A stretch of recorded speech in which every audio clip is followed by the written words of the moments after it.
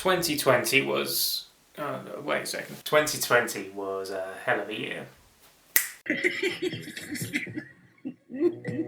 Usually we get to say that in a bit more of a positive vibe. Unfortunately, the past year, as we all know, was how it was. In terms of films, of course, that means that we have had very limited access to the big screen. Luckily, the first few months of the year we were able to still see a wide selection of films on the big screen. Since then, streaming platforms have really taken off, even more so than before. I feel so grateful that people have still been able to make films even during the pandemic, and we've been able to still have access to a lot of entertainment even from sitting at home, which has just been wonderful. This is all films released in 2020 in the UK, so some of these films may very well have come out in America or other countries in 2019, but I am counting whatever was released in the UK. As usual, the list I've finally compiled, there are still films that I haven't seen over the past year, including Christopher Nolan's Tenet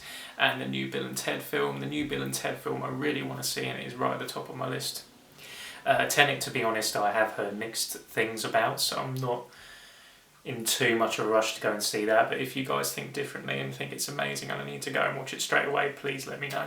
Here we go. So these are films I haven't seen that have looked really good. Bad Education, True History of the Kelly Gang, Weathering with You, First Love, Days of the Bagnalled Summer, Becky, Host, 12 Hour Shift, Guns Akimbo, The Lodge, Spree, The Five Bloods, Family Romance LLC, and The Wolf of Snow Hollow.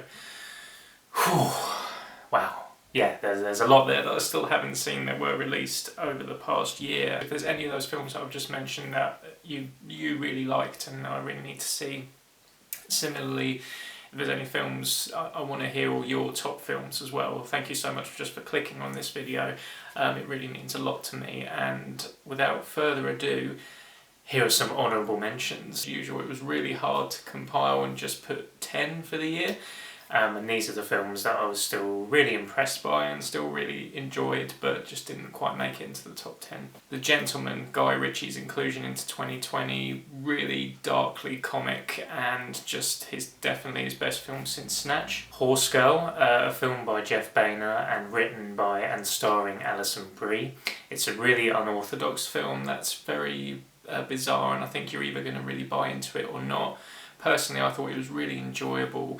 Surprisingly dark. You can catch it on Netflix now, and I would recommend it if you're after something a little bit odd and a little bit off kilter. Platform, another Netflix recommendation, really brutal and uncompromising film that was definitely worth a watch for anyone who's kind of into extreme films. Colour Out of Space, the best Nicolas Cage film of the year. He goes full Cage in this film, and I love that. On top of that, it's also just a really well crafted Lovecraftian horror. It is really well directed, and I've seen it a couple of times now, and it's still impressive on a second watch. Lovebirds, you can catch this on Netflix now. I was really surprised by this one. I thought it was genuinely funny and quite warm, and the two central performances are really, really good. Extraction, starring Chris Hemsworth. Some of the best action sequences of the year, right up there, just really exciting to watch. King of Staten Island, Judd Apatow's inclusion into this year. Engaging watch that a lot of his directed films are, and I really liked this one. It was a particular favourite in my family. We did discuss it quite a while after watching it. Come to Daddy, another really unorthodox, strange film starring Elijah Wood. Definitely one that was going around in horror circles at the time it was released, and it is a really twisted, enjoyable watch. Project Power, where has Joseph Gordon-Levitt been for the past few years? Luckily he's come back in this story that was really visually exciting, I thought, and underappreciated, I think, at the time. It's really worth a watch on Netflix now. Underwater, again, another very Lovecraftian tale, starring Kristen Stewart, and I think this is actually my favourite film of hers that she was in this year. The ending is just... it's got one of the most satisfying payoffs to a film this year, definitely. Hubie Halloween. I don't care what anyone says. I thought this was really fun, really silly, and I just had a great time. The Mortuary Collection, the second best film released on Shudder this year, I'd say. Really cool. I love anthology horror, and this definitely delivered on that front. Enola Holmes, I need to give a bit of a shout out to Paper Romantic, also known as Stay Home and Paint, over on Instagram. Definitely go and check out her stuff firstly, because there's really beautiful designs on her page that she handcrafts herself. But she also recommended this film to me this year, and I was really glad she did, because it is an awesome film. The new SpongeBob movie, I can't even remember what it's called already. Sponge on the Run, that was it. But it was really funny. I laughed pretty much throughout, and it has probably the best celebrity cameo of the year. Daniel Isn't Real, another very odd film. Strange horror, kind of thriller vibes, an erotic, surreal thriller in a way, but also very much based in horror. Dark Waters, a really harrowing watch with a fantastic central performance by Mark Ruffalo. These two in particular came so close to making it into my top 10 list, but didn't quite as amazing as they are. Terrence Malick's A Hidden Life, I think, is such a beautiful film. It's beautifully shot, wonderfully acted, and the soundtrack by James Newton Howard is just so gorgeous. It's 3 hours long, and it just feels like at least half that time it goes by so quickly, and I'd really recommend it as soon as you can check it out. Another one is Kevin Smith's Jay and Silent Bob reboot. I loved every moment of this, particularly if you're a Kevin Smith fan, you're going to love it. If you haven't seen any of his films before, you're probably going to feel a little bit alienated, but for anyone who is a bit of a fanboy of Kevin Smith, you're going to love this film. So without further ado, the top 10 list of 2020, starting of course at number 10, Vivarium, which follows a very twisted story of Gemma, played by Imogen Poots, and Tom, played by Jesse Eisenberg, who are looking to move into their first home together. They browse real estate agents and are hastily convinced to go and visit a nice suburban home in a brand new estate. Things aren't right from the beginning, and I love the unsettling atmosphere that this conjures up. Poots definitely stands out here, the viewer's emotional entry point into the strange world that we find ourselves in. The chemistry between Poots and Eisenberg is spectacularly projected, and I just bought into it immediately. Jonathan Harris as the ridiculously creepy Martin in it, and Senan Jennings portraying one of the most disturbing infants I think I've seen on the big screen in a long time, or ever, to be honest. The sound effects and dubbing used for his voice is genuinely terrifying, and it is one of the best examples of sound used in cinema this year. The downward spiral into morbid turmoil and madness is effectively brought to the screen by the entire cast and crew, including composer Christian Adonis Anderson, apologies if I've pronounced that wrong, who is usually known for his sound work in Lars von Trier's works. So you can kind of expect, if you know Lars von Trier films, you kind of know the soundscape that comes with those films as well, the terrifying, scarily, just the bizarre kind of otherworldly aspects of that, and that's definitely thrown into the score for this one. And the visual work is also brilliant. I think the director Lorcan Finnegan definitely knows how to create such a taut and scary atmosphere, and this was really good. And this you can catch this on Shudder now. This is definitely the best release from Shudder this past year, I think. Number 9, Uncut Gems by the Safdie brothers, which is just pure adrenaline pumping madness from beginning to end. Howard Ratner, played by Adam Sandler, is a New York jeweller on an exhausting pursuit to be successful and win big.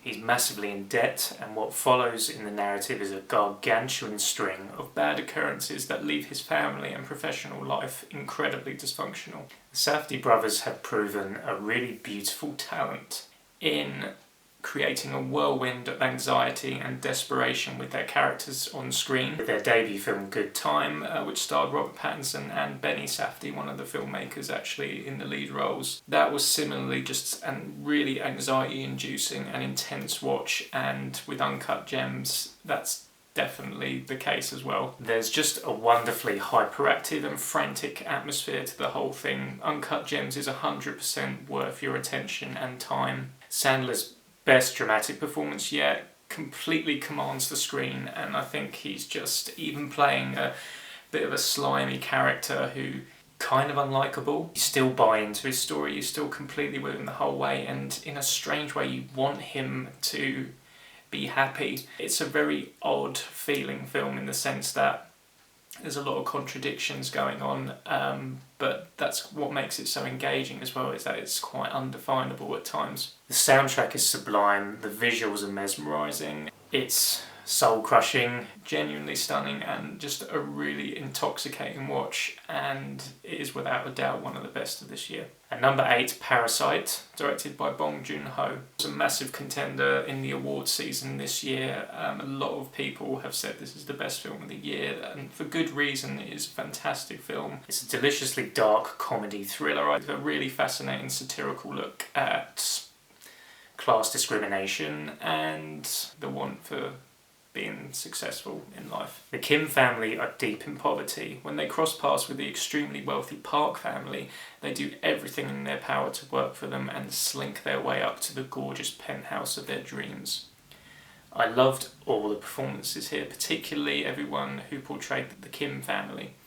The really engaging chemistry between them all is so beautiful to watch, and you completely just get where they're coming from, no matter how warped it gets. There's a particular sequence, I'd say about halfway through the film, which is ridiculously tense. The Park family reaching a certain location that the Kim family happen to be in, and the cover-up that the Kims try to do is so cleverly done and has one of the most darkly funny payoffs I remember ever. I did genuinely burst out laughing, and it does manage to balance those two things really well. At number 7, Just Mercy, directed by Destin Daniel Cretton. A really superb, emotionally charged biopic based on the book by lawyer and activist Bryan Stevenson, here played beautifully by Michael B. Jordan. Stevenson, after graduating law at Harvard, travels to Alabama to help death row inmates wrongfully convicted. His case in particular here is with Walter McMillan, also known as Johnny D, played incredibly by Jamie Foxx, who has been wrongfully accused of a murder he had no involvement in. With the help of his friend Eva Ansley, played by Brie Larson, Bryan sets up the Equal Justice Initiative and works Walter's case with utter conviction. The storytelling and work put into this production completely engrossed me. Cretton, who's behind the equally stunning Short Term 12 back in 2013, wonderfully studies characters, and the people in Just Mercy who are wronged are explored perfectly, with their humanity exposed to really perfect effect. Really heartbreaking watch due to the unbelievable bigotry and discrimination that's protruding from the antagonists in the film. That leaves you with a really shocking sensation after watching. Really sobering and just essential viewing. There is a particular sequence in the film involving a character named Herbert Richardson, played by Rob Morgan. One of the most incredible sequences I've seen on film this year. It was really moving, and I really love this director's work, and I can't wait to see the director's Marvel inclusion, which hopefully we'll be getting very, very soon in the coming years. At number 6, Birds of Prey and the Fantabulous Emancipation of the One Harley Quinn. It's really a work of true anarchic beauty. I love this film so much. Harley Quinn, played of course iconically now by Margot Robbie, is recovering a traumatic breakup from the Joker. In the spectacular opening sequence, she rediscovers her independence with a bang. Meanwhile, one of Gotham's most evil villains, Roman Sionis, aka Black Mask, played here by Ewan McGregor, teams up with the sadistic Victor Zsasz, played by Chris Messina, who have put a bounty on the head of a young girl named Cassandra Cain, played by Ella Joy Basco, who is in possession of a very valuable diamond. Harley, along with cop Renee Montoya, played by Rosie Perez, singer Dinah Lance, aka Black Canary, Journey Smollett-Bell, and Huntress, played by Mary Elizabeth Winstead, are all entangled in this absolute clusterfuck one way or another and fight to help Cassandra. I absolutely adored this awesome concept, which is just brilliantly adapted to the big screen by everyone involved. You can just feel there's a huge amount of dedication and commitment to the source material. It also brings oozes of infectiously cool style along with it. The writer, Christina Hodgson, who also did Bumblebee the year before, and the director, Cathy Yan, inject a really beautiful dark comedy into the mix along with ridiculously cool action set pieces. This all accompanies a really crazy tale told by the sumptuously maniacal Harley Quinn. It's another essential study by Margot Robbie, who's recently, of course, just taken Hollywood by storm in Tarantino's Once Upon a Time in Hollywood and in I, Tonya as well. And with Harley Quinn, she's really just taken the character completely into her own, and it's just really endearing to watch. The Birds of Prey are of course the stars here, rebellious and loving every second of it. Harley Quinn finding her own psychopathic joy outside of the Joker's reign of terror is a treasure to watch. Number 5, #Alive. A really fantastic take on the zombie apocalypse. Very, very eerily relevant to 2020. Just the whole fact of having to try and survive indoors and stay away from outside. Oh Jun-woo, played by Iron Yu, is having a normal, average morning. He's about to join in online with his gamer buddies while his family have just popped out for a bit. All of a sudden, all hell breaks loose outside with flesh-eating zombies taking over. Communication with the outside world breaks down as electricity and phone signals decay. Food starts to run low as the days pass. Oh has to venture out to surrounding flats to search for provisions and survive. The filmmakers, including director Il Cho and the leads, portray the resilience of the human spirit so well. It works on so many levels. It works as a zombie flick, it works even as a romantic drama, and especially as a dark comedy. Well written, really well directed, acted, shot, edited and scored. This is definitely going to become a favourite the more times I watch it, I think. At number 4, the personal history of David Copperfield. I think it's incredible. The performances, Dev Patel in the lead role is absolutely wonderful. Based on the novel by Charles Dickens, it's adapted really cleverly but directed pretty much pitch perfectly. The performances in it are fantastic. Rosalind Eliza as Agnes is fantastic and portraying the kind of romantic aspect of the story really well. Morfydd Clark as Dora Spenlow in this very awkward romance between her and David is fantastic in the role, and it's so endearing to watch. Peter Capaldi is fantastic as always and has some really hilarious moments. David's nanny Peggotty, played by Daisy May Cooper, was definitely one of my favourite characters. She was so lovely in the film. Tilda Swinton and Hugh Laurie are a fantastic couple in the film that bounce off each other really well and have a lot of the funny scenes as well as the very bittersweet moments. A line that really spoke to me in this film was "Procrastination is a thief of time," and I think this came at a particular moment in my life. It has been quite turbulent in my own personal life recently, and that line did speak to me quite a lot, and watching this film was a real breath of fresh air. The cinematography is so gorgeous in the film, and I think it's a bit of an instant classic. Really beautiful to watch. The story is so engrossing, as a lot of Charles Dickens' stories are anyway, and I think it's a pretty fantastic adaptation. And number 3, Disney Pixar's Soul, directed by Pete Docter and Kemp Powers. I did do a whole video on this film, so I am going to just talk very briefly about this one, but I will just include a link above if you want to go and check out my Soul review. It's a film, again, I caught rather very close to filming this video actually. It's just beautiful in every sense of the word. I couldn't recommend it enough. We've got the number 2 spot, which is a film that is just so incredibly well made. It's Clint Eastwood's latest directorial work, and it is a film called Richard Jewell. Beautifully performed masterpiece with a brilliant script by Billy Ray based on a really fascinating true story.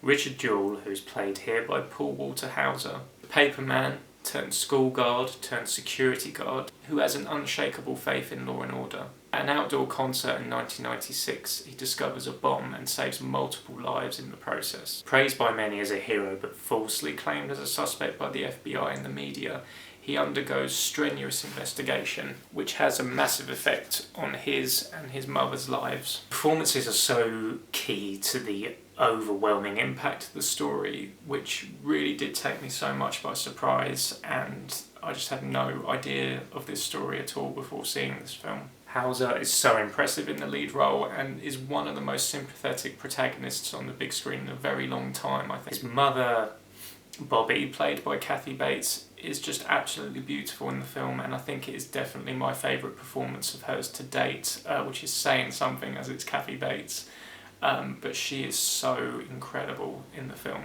Sam Rockwell excels as always and is hugely memorable as Richard's friend and lawyer Watson Bryant. It's not only technically well made, but takes its time to be with its characters in some incredible intimate moments that I think really elevated the film. Number one spot, without a doubt, has to go to a film that I think is a complete modern masterpiece, and that is, of course, Taika Waititi's Jojo Rabbit. Based on the novel Caging Skies by Kristin Lunans and set during World War II, we meet a 10-year-old boy named Jojo who is growing up under the worldwide influence of Nazi control. He speaks to his imaginary friend Adolf Hitler and ultimately just wants to find his place in life. He discovers his mother is hiding a young Jewish girl in their home, and all kinds of conflicted feelings start happening within Jojo. What follows is the growth and realisation that Joe does not belong under an evil dictatorship, and there is so much more to living life in a positive manner than obsessing over war. I think Taika Waititi has created his finest work to date here through the sheer bravery in creating a bittersweet comedy drama taking place during and very close in relation to a horrendous historical event. The horror of the Nazi regime is explored with some really devastating sequences. There's a particular sequence involving a visit by the Gestapo officers, led by a surprisingly menacing Stephen Merchant, which was really unexpected, and it's a really tense sequence that is just peppered here and there with some real comic moments and occasional moments that just kind of reminded me at the very height of some great filmmakers like Quentin Tarantino, for example, in Inglourious Basterds, any of the really intense sequences with Colonel Hans Landa in that film.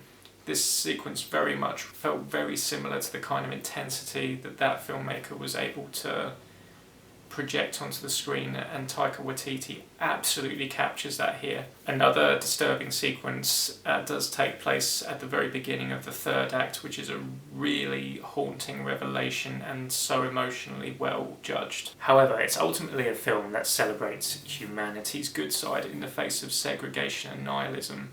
It also has a real glowing, beating heart and huge belly laughs from an incredible cast. All the cast are fantastic. The young performers in the film are just incredible in it. Roman Griffin Davis as Jojo is sensational in the lead role. Everyone from Sam Rockwell, again, Sam Rockwell's been in the top 2 films of the year for me, and he's become such a favourite actor. There's a particular sequence he just plays so well towards the end that is so beautifully done. It did bring me to tears watching. Particular shout out does go to Scarlett Johansson in the role of Jojo's mother as well, who is just incredible in the film, and her character stayed with me a long time after watching the strength that woman goes. There's this visual narrative progression through the film that is one of the most effective things I've seen in a film in a long time, to do with shoes. That's all I'm going to say about it, because otherwise it would just be spoiling it for anyone who hasn't seen it yet. But the way it's done is so heartbreakingly realised towards the end, and I just love this film. I think it's hilarious, it makes you cry, it has romantic sort of sensibilities to it at times. It's definitely doesn't pull any punches. It's really satirical, and it completely has a very profound message to it, and it is without a doubt my favourite film of 2020. Thank you guys so much for watching this. Thank you for making it to the end of this video. I really appreciate it. What are your top films of 2020? I really want to know. Like I say, it's been a tough year for all of us, I think, and I think just it's so great to have films there that we've been able to kind of escape into during this hard time. Guys, I hope you're all having a great start to 2021. Hopefully we're going to be able to watch some more really cool stuff this year, and here's hoping the pandemic goes just goes out of the way. Peace and love, my friends. Stay safe.